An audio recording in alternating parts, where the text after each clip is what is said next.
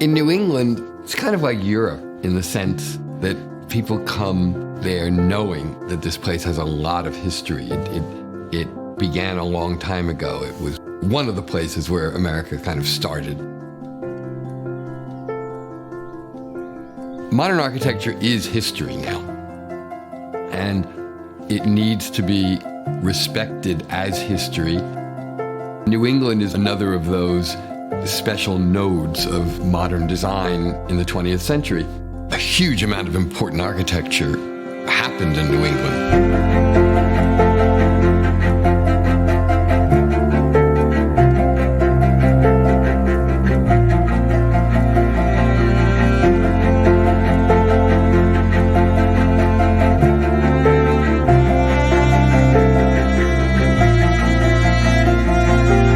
The modernism of New England has been off the radar of many people, but in truth, there is an entire section of modern architecture that came out of, in part, the schools such as Harvard, where Gropius was teaching, and expressed in places like Cape Cod, New Canaan, and various suburban areas surrounding New York and Boston. Historian Siegfried Gideon implies about Walter Gropius coming to Harvard and sort of introducing modern architecture to this part of the world. He reinforced it, he raised its stature, he did a lot of wonderful things, but he didn't introduce it. It was already here. One of the things that's so rich about the study of modern architecture is you've discovered how many different modernisms there really were. There was this broad expanse of thought and idea and artistic expression that went into creating modernism.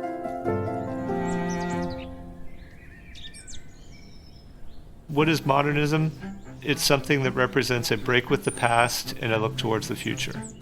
It's a philosophy. It's not really necessarily even a design aesthetic. Modernism isn't a style, it's a language. It's a way of embracing new ways of thought, new ways of doing things, not being bound by tradition.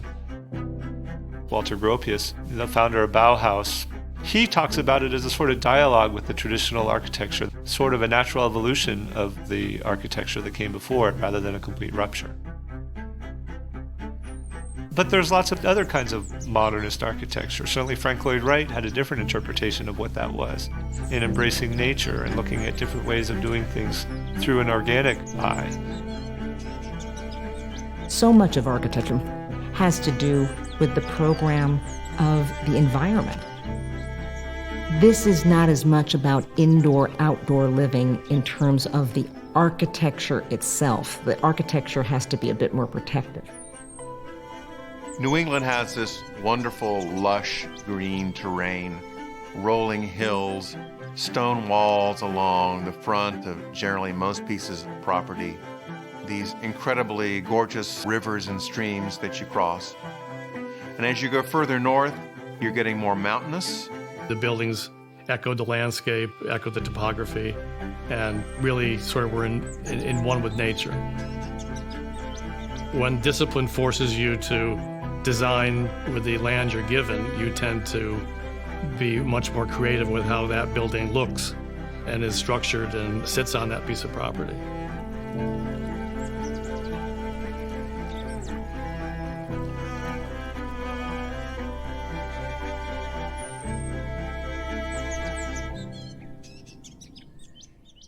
The design philosophies of New England modern architecture were shaped by the influential vision of the European pioneers who emigrated to the United States from Europe after the war.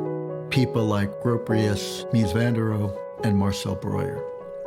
Their challenge was to adapt the design philosophies which they had generated within a European political and social and environmental context to the unique environment of the United States that they encountered. Very local areas like New Canaan, I know there was quite a bit of opposition to modern architecture. You know, some very amusing letters to the editor in the New Canaan papers. But yeah, I mean, inevitably, when something has been done one way for what turns out to be centuries, there are going to be interests that don't want to see change. After the war, there was this great need for housing, affordable housing. There were all sorts of issues that were being addressed at that point as far as housing and people being interested in modernism. There was a lot of things all of a sudden connecting. There was a great deal of social consciousness and, in some, political activism. You know, everyone at the time was concerned about the housing crisis and improving the lives of the people who used buildings on a very basic level.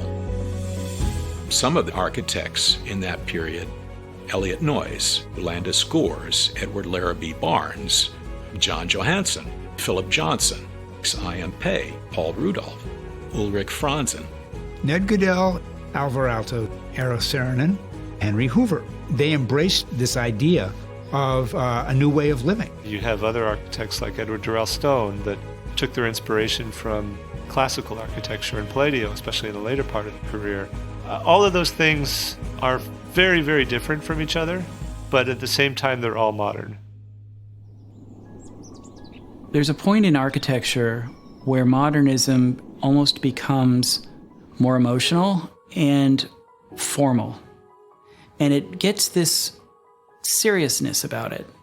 And it's not early modernism, but people like Rudolph, I'm thinking Edward Durrell Stone, Andrew Geller, they all have this formal expression, this geometry that pops up out of their architecture, but becomes an emotional component with it as well, whether through space, materials, or color, and it becomes something other than what people think of when they think of modern architecture. Despite the fact that people look at New England and think, oh, it's colonial, it's all about tradition, and people walking around in breeches and tricorn hats. In fact, it's always been about, oh, we got to get out in front of this and change things. They weren't trying to change the world, although when it came to the public projects and the school projects, there was more an element of how design could really advance and improve life using sort of post-war building materials, mainly as a function of economy. Concrete block or poured concrete, lots of glass. They look completely different than the colonial revival buildings that were built in the 20s and 30s. They were considered to be streamlined and more economical and healthier and more functional.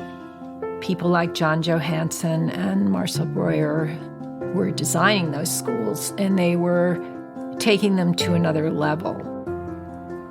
If you look in any city, and pretty much any city in the country, you can always find great modern stuff that was built in that time period.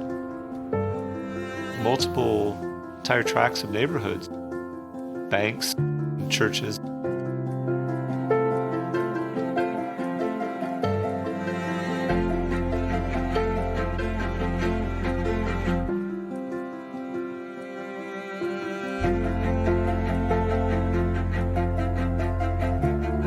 These properties are being torn down at a very rapid rate because people don't understand what they are. They want new, bigger, ostentatious properties. If you buy a Matisse, I suppose you have a legal right to toss it in the garbage if you feel in the mood for that. But ethically, it's a pretty terrible thing to do. And, you know, a great house is the same. Houses can be updated sensitively and respectfully. One of the most important gifts modern architecture gives us in New England is to help us understand that it's not just old history. It's not just the colonial period, important though that was.